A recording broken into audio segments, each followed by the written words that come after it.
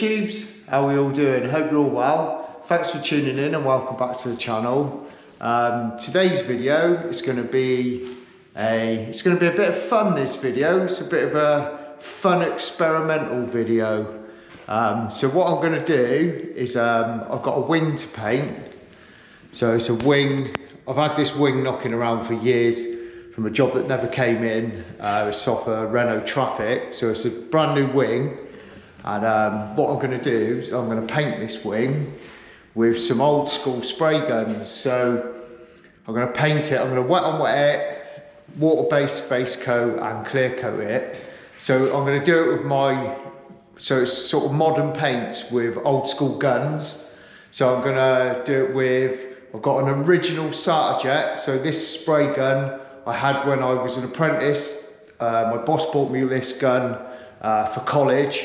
So when I was doing my apprenticeship, he bought me this SATA. So it's the first sort of SATAjet gravity fed gun that come out. Age-wise, it's well over 30 years old. I'm not sure exactly when they came out, this gun, but it's just called a SATAjet. Yeah, done a lot of work with this gun back in the day. So I'm going to wet on wet it with this gun, and I'm going to clear coat it with this gun. So I've got it out, stripped it all down, cleaned it up as best as possible, and it's got a 1.5 setup on it. It's actually got an NR95 setup in it. I can't remember the original setup. I know they've done a WSB was one of the setups for base coat, and I can't remember. I think it was a 1.4 I had in it, but I can't remember. I haven't got that set up. I can't find it in all my bits, old spray gun bits. So I must have changed this at some point. And I remember normally what I do with guns when I get new guns, I downgrade a gun. It normally goes to my wet, ends up being an old clear coat gun, ends up being like a wet on wet gun. So this one had loads of gone off painting it, so it took me ages to get this clean, but it works.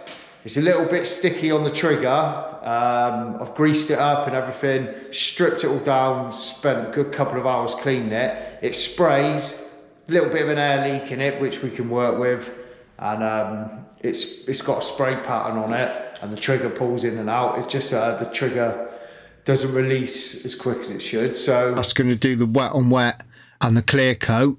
So this monster, heavy, definitely feels heavy compared to modern guns. And the base coat's going to go on with my old NR95. And again, this has got a 1.5 setup in it, so it's a bit of an hose pipe, a bit of a monster, this gun. And this works fine. Again, it's got a little bit of an air leak, but all the trigger and everything feels great. This was covered in mould and old paint and all sorts. I've got a brand new pot for it, courtesy of Simon at SATA. He managed to source one for me, so shout out to Simon at SATA for getting me the pot for this, to do this video, because I told him what I wanted to do on this video. So yeah, the water-based base coat's going to go on with this. I've got loads of old bits of colour knocking about, water-based. So I'm not going to mix a specific colour, but I'll have a look what metallics I've got. I want to see what metallics lay down like with it, really, more than anything. So I'll see what I've got. I might mix some colours together and experiment and make some horrendous colour out of loads of other colours. We'll see what I can make up anyway, so I don't need a massive amount of base coat for that. So yeah, NR95 for the base, and SATAjet for the wet on wet and the clear coat. So yeah, I'm really looking forward to this, to doing this, just to see what they come out like. So I'm going to put F37 Wet on Wet on. That's Mipa sort of designated wet on wet, their latest wet on wet. So it's a modern wet on wet. I'm going to put F37 on it, Mipa water base, and then Mipa CX2 clear coat I'm going to put on this job. And yeah, sort of got my old box out of old spray guns, and I'll show you what I've got. They're filthy, horrible, there's mould on them and all sorts, but whenever I can find bits of time, I'm going to start going through these guns and see if I can get them going, because I have got some guns that ain't SATA I know you probably don't believe me, but yeah, I have got guns that ain't SATA, so I'll give you a quick look in my dirty box of guns. So yeah, I've got a couple of NR2000s HVLPs, so I've got one there. I've got an Iwata W300, just like a mini gun. State of it, look at it. But they all cleaned up them. That NR95 was like in this condition, and it cleaned up no problem. So yeah, I've got a couple of them, couple of Iwatas. I'm not sure on the setups. That's a W100H2. I don't know what that one is. Same again. So I'm not clued up on Iwatas. So if any of you lot know what setup that is, let me know. I've got a couple of DeVilbiss GTIs. I know it looks horrendous, doesn't it? The state of it. But that was a bit of a limited edition one, like a blue effect one. I think that's a GTI. I'm not sure what setup is on that.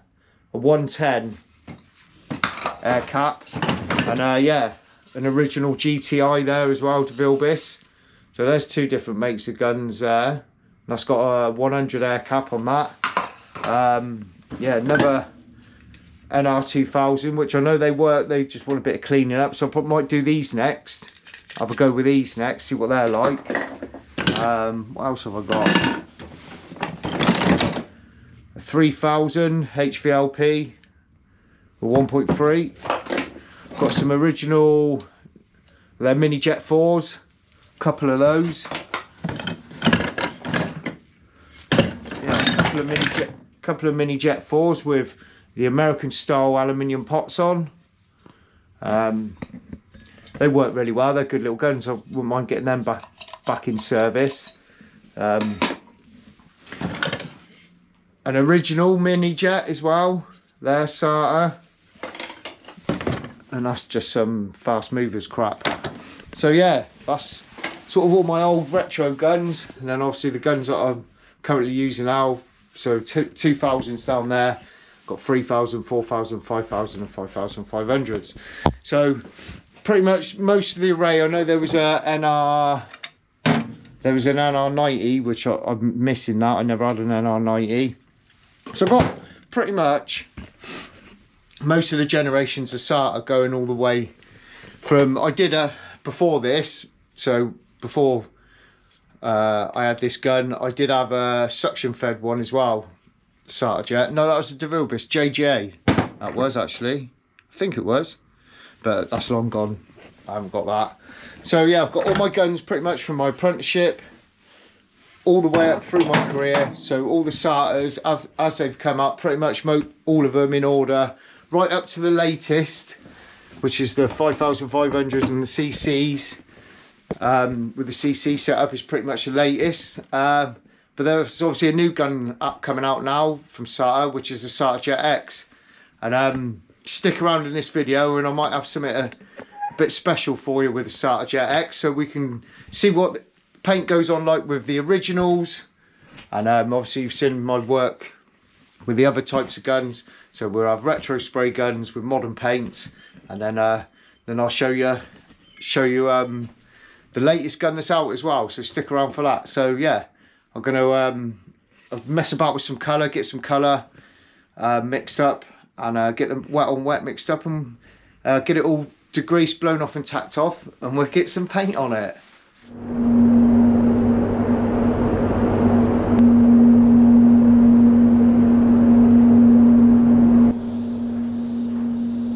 Hi there, YouTubes. Yeah, this is a bit different for me.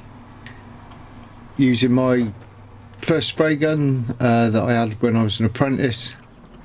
Surprised I got it going, to be honest with you, but it worked okay, to be honest with you. It's just a shame I never had the original setup for it. I stripped it completely apart, that one. It had all gone off primer in there. From God knows when, years and years ago. So the only issue I had with it was the little plunger was sticking, and that used to be an issue with them back in the day anyway. You'd have to release the little nut off a little bit, and I greased it all up. I greased the shaft, and and it started working okay after that. Once it got a bit of pressure in it, it started popping out, and yeah, it was usable. We had a small little air leak from somewhere,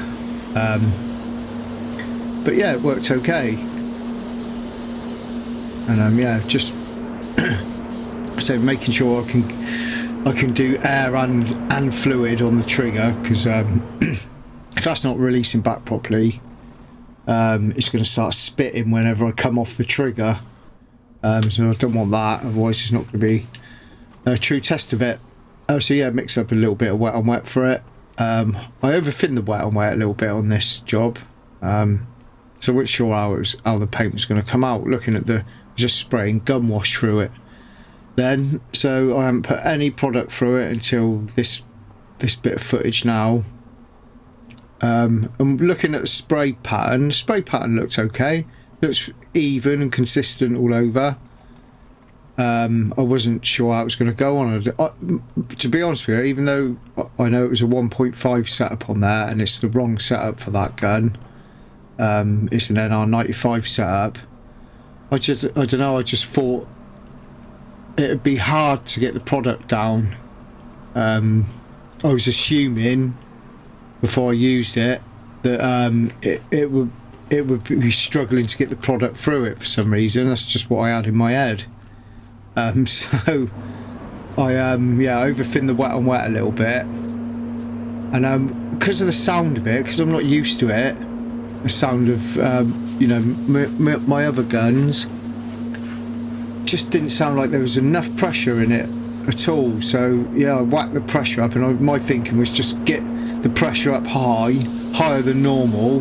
Normally most guns are around 2 bar, get it up sort of 2.2, 2.3, and just try and get it to atomize, because it just didn't sound like it would atomize, and it didn't. And so yeah, just sort of just put the coat of wet on there, not particularly fast, but get a nice wet coat on there. Took it quite steady. The fan pattern's okay. It looks, you know, it looks like it's fairly decent going on there, but look, when I was looking at it then, it just looked like it was laying it down really thick and heavy. So I've turned the pressure up a tad more, and yeah, I was quite taken aback by the results of how that wet on wet looked on there. After I put it on, I looked at it and it's like really heavy. It looked really heavy on there, and I thought that's going to run, I reckon. So yeah, quickly tip it up, because I don't want to be flatting wet on this video. So yeah, just tipped it up to stop it running off any edges. But yeah, got that laid down a wet, but like a wet thick coat. Horrible looking, looked really peely. I put that on way too heavy with that gun, so I was well out of touch with that. Wow, that was a heavy coat on there. I don't know what that's going to look like. Hopefully it don't all run off. Right, let's get some colour mixed up. Alright, so I'm just going through some old colours that I've got that are still usable, because they go a bit funny after a while. And we've got a bit of grey, metallic grey, silvery grey there. I haven't really got any silvers here. I've looked in the other place I keep some paints, so there's a little bit of silver in there, but not enough. Got a fair bit of this, so what I might do is it's BMW colour. It's quite a nice blue pearl metallic, quite dark. What I might do is mix a bit of this Ford Performance blue with it to lighten it up a little bit. It's a bit more metallic in this. That's a bit more pearl. See what that looks like. I'm going to put that in with that, I think. Yeah.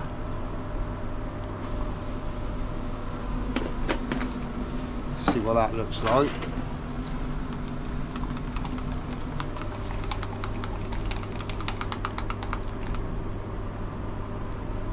Yeah, nothing special. probably not far off enough there. I don't want to darken it. A bit silver here. Let's put a bit more metallic in it. Just a little bit in here, not a lot.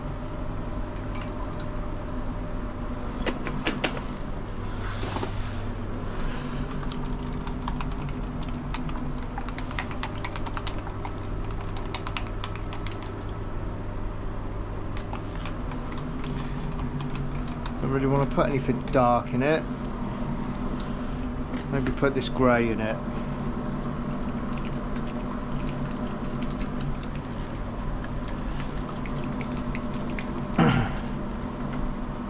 I'll put this silvery grey in it as well. Give me a bit more colour.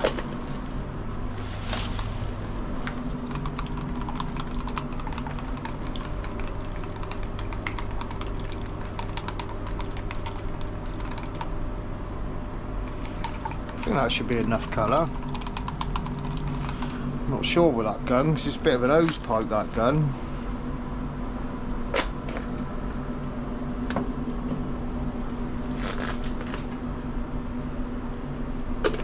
Black.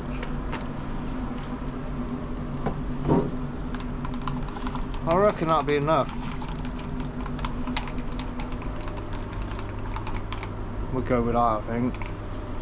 Add a little bit of finish to it.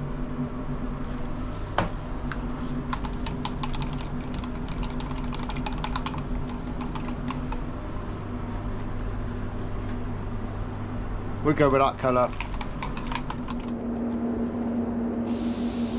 So now we're on the base coat with the NR95, and yeah, even though them bodies of them guns look the same, obviously apart from the colour, the NR95's lighter and spray completely different. I know that first gun's got an NR95 setup on it, and this has got the same setup, so it's an old setup from this gun on that gun, but it's sprayed completely different, to be honest with you. Yeah, completely different. It atomised okay, that gun. I used to use this for water all the time when I was on bonus, in a bonus shop. So we was painting a lot of jobs and painting them quick, and we was on ICI water then, and it was a bit of an older generation water base coat, but it used to fire on the base coat. I used to get through jobs really quick with it, and it's sort of doing the same now, but laid it down good. I was pretty taken aback by, I didn't expect it to work that way. It's been that long since I've used it, but no, worked really well for water. I would use it on a job, to be honest with you. It was decent. I need to try it again. I need to try a silver with it, really, just to see how the metallic lays down. But yeah, put it on there, not a problem at all. I was at about, I think I was at about 2.5 bar, and then yeah, the drop coat. This Mipa water base needs 1 bar drop coat. But because of the sound of them was throwing me a little bit. That was at about 1.2, 1.3, something like that. That drop coat. I know that colour's got a bit of silver, like a bit of metallic in it, but yeah, it wasn't a true test, that colour, to see how the base coat would look, whether it was mottly or how the metallic laid down. But it done a good job. I was pleased with that. Not a problem, that NR95. You could use that. You could use that now with water base coat, no problem. Right. So that's the base coat on there. Base coat went on well. The wet on wet didn't. Wet on wet went on there like I'd poured it on there.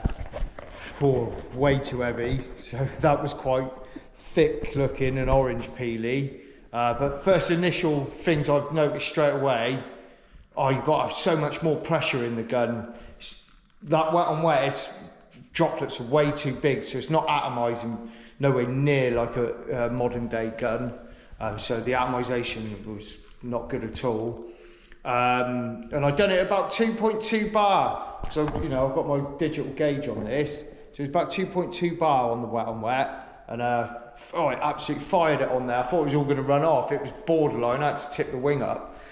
Base coat on the NR95 was better, not too bad at all, and it's looking quite flat now.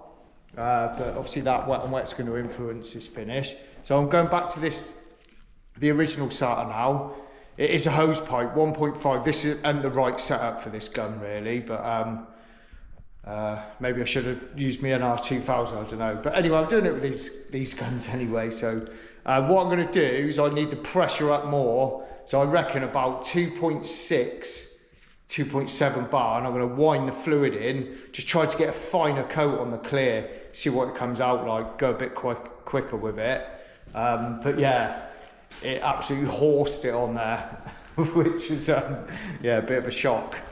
So yeah, clear's already mixed. So yeah, I'm going to try higher pressure. Just going to wind the fluid in, just have a little play with it now, get the fluid in a bit, get that first coat on. I may even do like half trigger, see what that goes on like, and get the pressure right up, see if we can get it on there, get it to be a bit flatter and not so much product on there. But yeah, that's first impression. So yeah, I'll get this gun set up and we get some clear on it. So yeah, I'm just having a little play about with the settings on it now. The fluid control on them older style guns, I haven't got an indicator on them really, so sort of I wind it in until I can feel resistance on the trigger, so I know that's full trigger, and then sort of guessing how many turns, but I didn't really look at it in turns and how many turns in or out, whichever way you want to look at it. I just kept the trigger pulled, and then I sort of went to about half trigger because of how the wet on wet went on with it. I thought I need to reduce the amount of material coming through it, especially with that 1.5 on there. And like I say, that 1.5 NR setup isn't right for that gun. It definitely ain't right for it. But yeah, I want to reduce the amount of product going through it. So I sort of, that felt like sort of roughly about half trigger to me, that felt like. So yeah, try and reduce the amount of product coming through and get the pressure up. Just to try and get it to suit my speed, I suppose, in a way, and get it to atomize a bit better, get it to make them droplets a bit smaller, a bit finer, you know. But yeah, it was interesting to use it for definite. You know, it sort of brought back some memories, I suppose. So yeah, that was sort of about half trigger there on that, and it looks like it's going on okay. And like I say, the spray pattern and the fan and everything was fine. It wasn't, you know, wasn't alien or didn't feel out of place or anything like that. It was just the way the product was coming out and laying on there. Just looked thick, really did look thick. So I'm winding it in a bit more there for this, you know, we'll put that first coat on. I thought I'd wind that in a little bit more, just try and get it to just to try and get a flat coat, but it weren't happening. It wasn't happening at all, to be honest with you. Didn't help with that wet on wet being the way it was, but yeah, you can see that, you can tell by the to be honest with you, not a lot of overspray off that gun, which is quite surprising. I thought it'd be fogging up the place, but no, not a lot of overspray. You can see the product's really restricted coming out of that now, and it's still putting on a fair amount of product. You can tell by the spray that it was, and it didn't seem like it was enough, so I've wound it back out again then now for the second part. The second part of this clear, applying this clear, and yeah, well, I couldn't be bothered to mess about with the settings anymore. Just went for it, just to see what it looked like. But yeah, surprisingly not that much overspray off of it, which is surprising. I think probably what doesn't help is that NR setups for HVLP, and that gun there, it's not that HVLP wasn't even a thing with that gun. That was just a gun. They didn't have the RP and the HVLP then, and obviously the NR95 was brought out as a HVLP gun, so the internals have got to be different, and it doesn't. The internals and that just didn't suit that nozzle setup, which is a shame. But it worked. It done the job. You can flat and polish that, no problem. So if you're looking for a cheap cheap old spray gun, it would do the job for you, no problem. But they've probably gone up in value now, them SATAs, because they're old and retro. But there we go.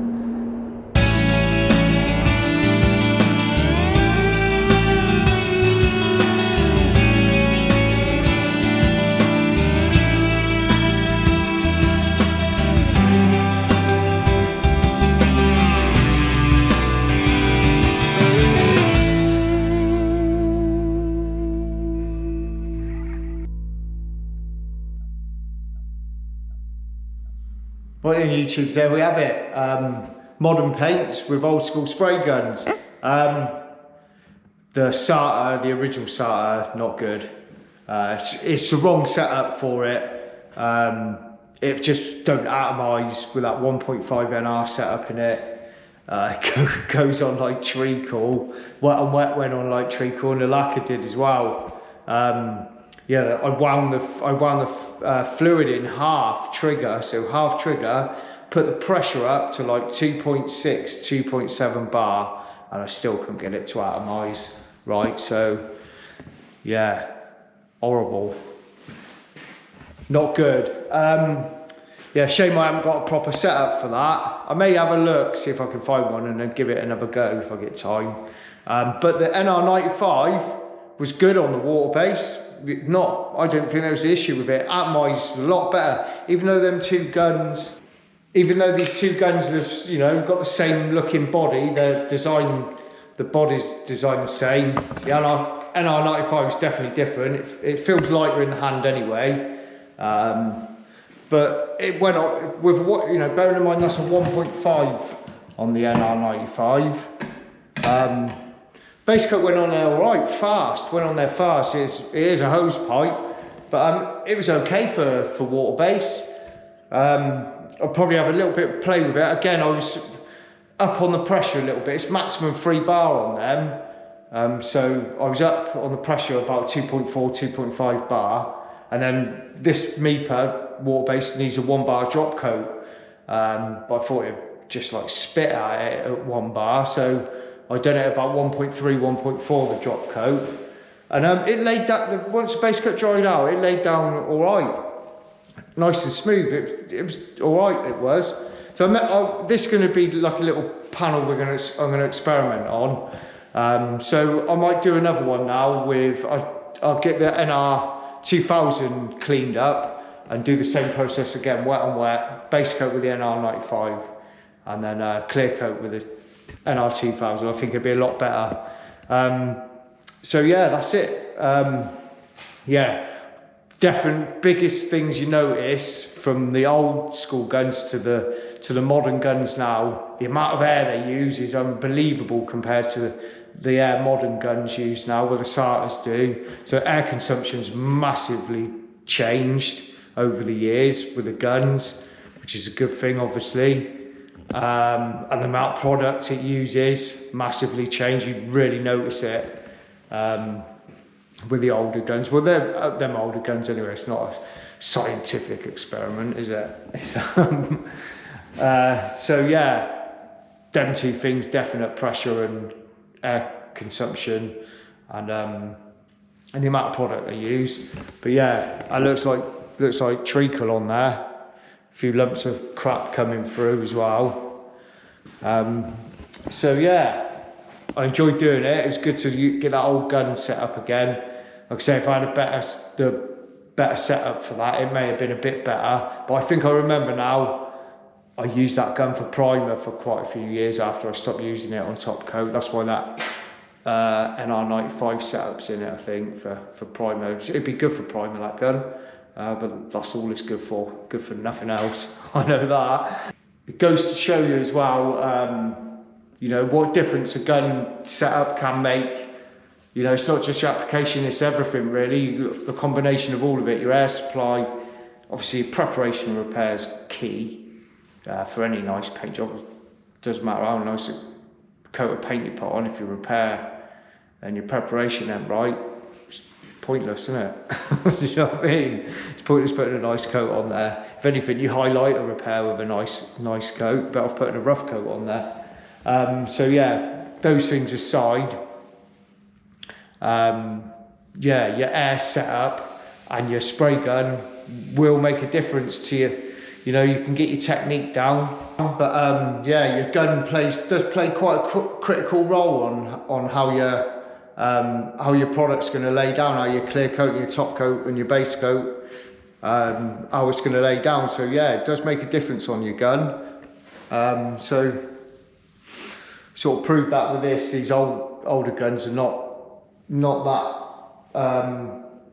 that good for modern clear coats, for factory finishes and all that sort of thing. It's yeah, you need to have a better gun with the modern paints for definite. But yeah, I think, me personally, and this is just me, the best way to learn how to paint cars is you've got to mess them up. You've got to make mistakes. It's the only way.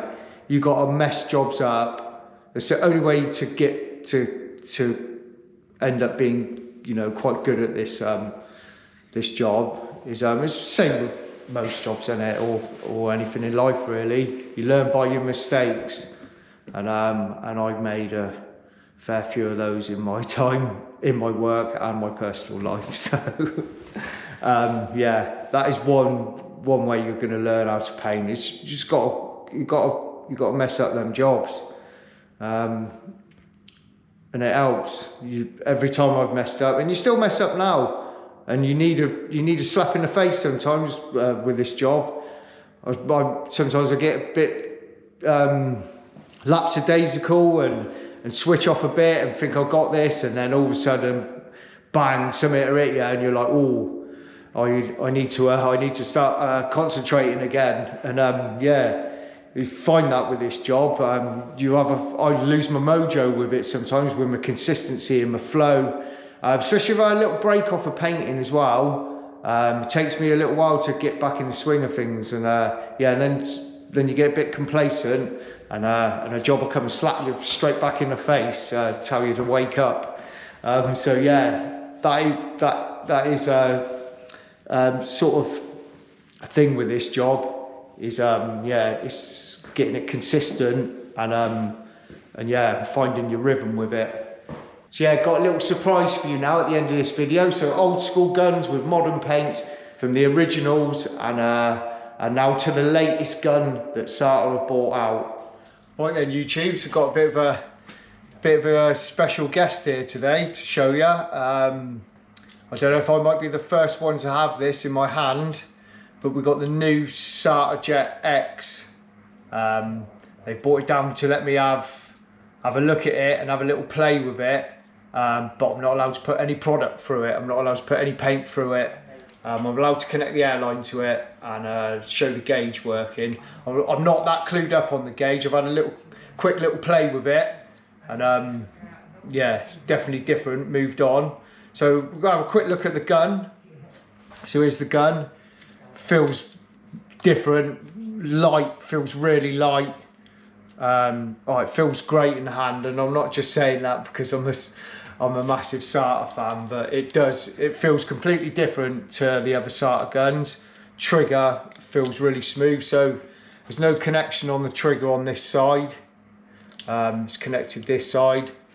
You can pop this trigger out, so you pop this trigger out, you can see your needle through there. And if you take the air cap off, completely new design on the fluid tip. Not seen anything like that before, completely new. Again with the air cap.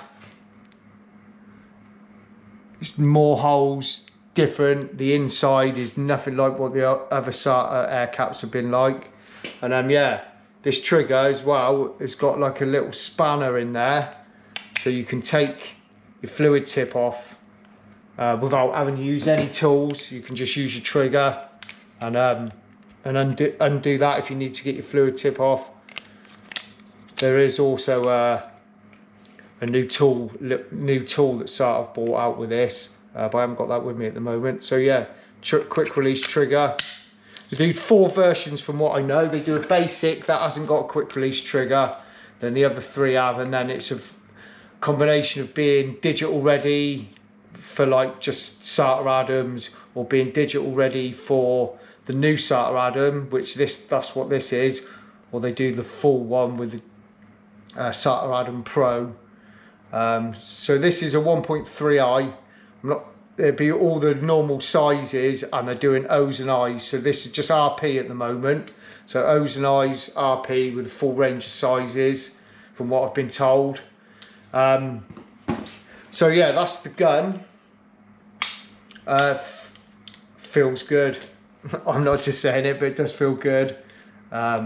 Really light, does feel really light. Your pressure is now here at the bottom, and obviously your fluid control there, and your fan control in the usual spot.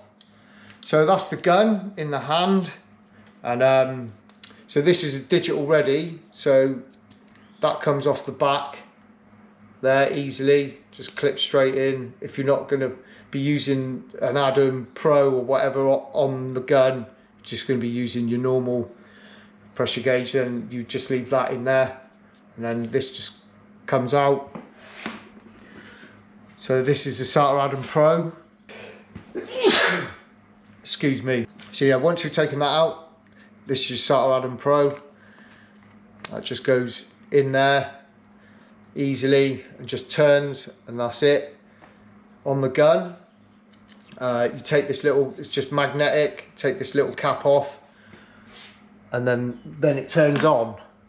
So I'll see if I can film this. I'm not 100% familiar with it all yet, but it's basically, that'd be your pressure there. So on that first menu, you've got the time you've been using the gun for. You've got how many pulls you've done on the gun, and then the time you've been using it for spraying, I think. So you double tap again. That's a QR code. So if I can show you this, if you tilt the gun forward, then that activates that mode. So if you scan that QR code, you can then transfer everything to the app on your phone. So just use your camera on your phone to scan that QR code. And then I think to come back is double tap on that side, that's right. So that's your first menu, your pressure. Just tap it on the edge, that's the second menu, how long you've been using it, how many pulls, etc. Temperature as well, what your temperature is at the moment. Temperature in your room, which is a handy thing to have. And then again, that's a QR code. So if you see these like dog bone menus, you tip it forwards or tip it to the side. So that's settings. So it's showing that there. So to do settings, you just tip that forward, and then you're into settings. So it's set at 2 bar. So if I wanted to increase my pressure, just tip it to the side. It will start going up, 1.2, 1.3, back to the middle. And then if you want to decrease it, go to the left. So set a 2 bar. So I think you set your parameters. So if your pressure drops, you know, below what your settings are, it will alert you to say that your pressure's gone down when you're halfway through a job, which is quite a handy feature really, because I have had it before in the past where I got a tandem compressor and one of the motors never kicked in, it tripped out. I never noticed a real drop in pressure, and it caused me issues in base coat. So that's a handy feature. And then you can change it again in the settings. You can change the bar PSI. You just tip it to the side to go to PSI. Or if you want to go back to bar, tip it to the side, and that's that set. And then centigrade and Fahrenheit for your temperature. Again, tilt it to activate which one you want. Really simple, no buttons to press. And then that's for 2 gun setup. So if you've got this Adam Pro on 2 different guns, you can set the settings for gun 1 and gun 2, and then you can switch between them on that menu if you've got 2 guns set up on it. That's to do settings without air connected. So tip that forward, you're into that menu. And then That's to go back. I think, I'm not sure what that setting is, to be honest with you. There's all the information and the software version and all the rest of it. And then that's to go home, so you tip that forward. So that's the basics of my basics of what I know so far about that Adam Pro. I would need to play with it a bit more. But there's a lot of options on there. And obviously I haven't got the app on my phone, so I don't know how that works yet. And then obviously I'm allowed to connect air to it. So when you pull the trigger. So that's the pressure going into this from my airline is 5.7 bar. I've got it set at 2.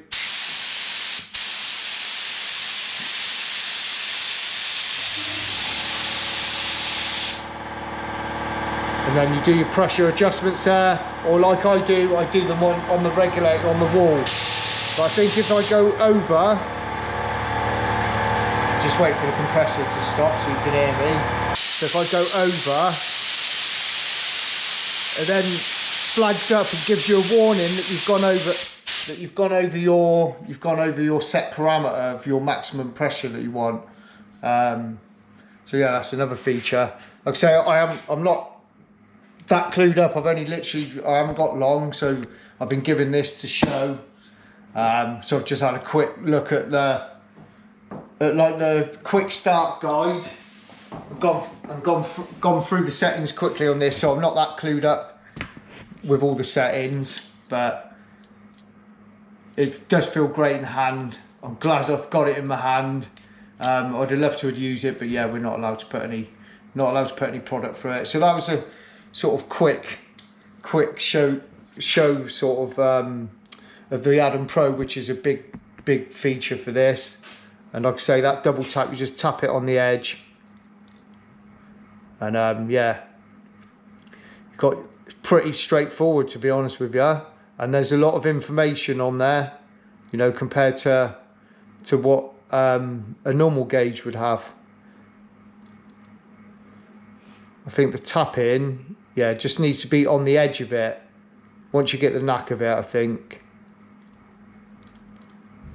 Yeah, but that's a good feature. That's it, just tap it like that. Yeah, that's it, I'm getting the knack now. Just tap it like that.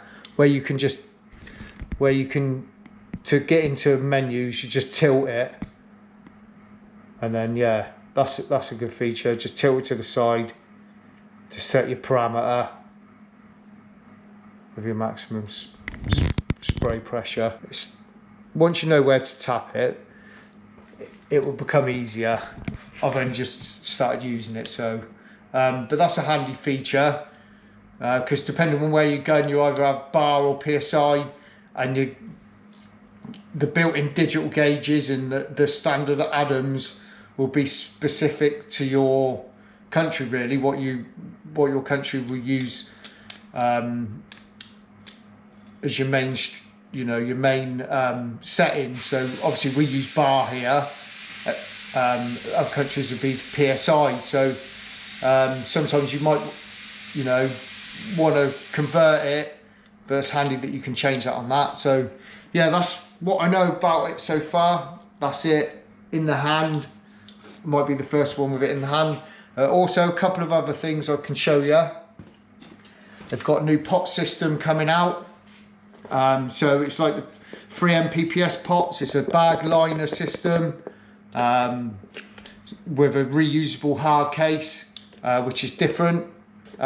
Obviously, no adapters required for the SATAs. You can it's got the same as all the other SATA pots, and the RPS. So your lid liner, really thin, these liners. So yeah, I think that would be better, having it thinner, so they're pressurized probably a little bit better. And they use the normal filters that would be in the RPS, which is handy. Just one turn to unclick them in there and lock and unlock. 4 sizes of these apparently they're doing.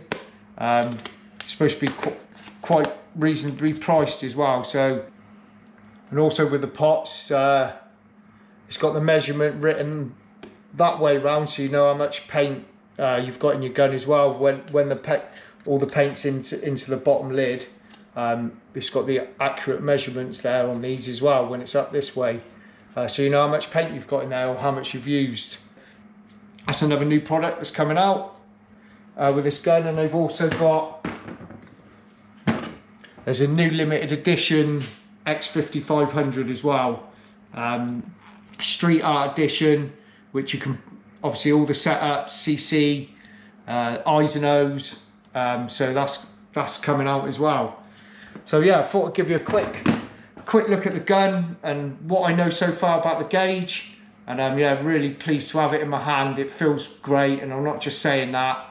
It's definitely a big step forward compared to other SATAs. They've always had a lot of similarities between models as they go up in models.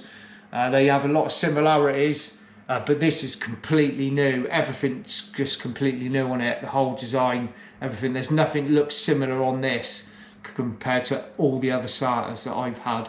And I've had SATAs from the original gravity fed NR95, obviously, right up to the CC at the moment. So yeah, thought I'd show you this on top of painting with the old school guns. So we've gone from the old school guns to the latest gun out. So yeah, I thought it'd be a nice addition to this video. So anyway, that's it for now for this gun anyway. And yeah, thanks for watching, hope you enjoyed it, and we'll see you again in the next one. Look after yourselves. Cheers.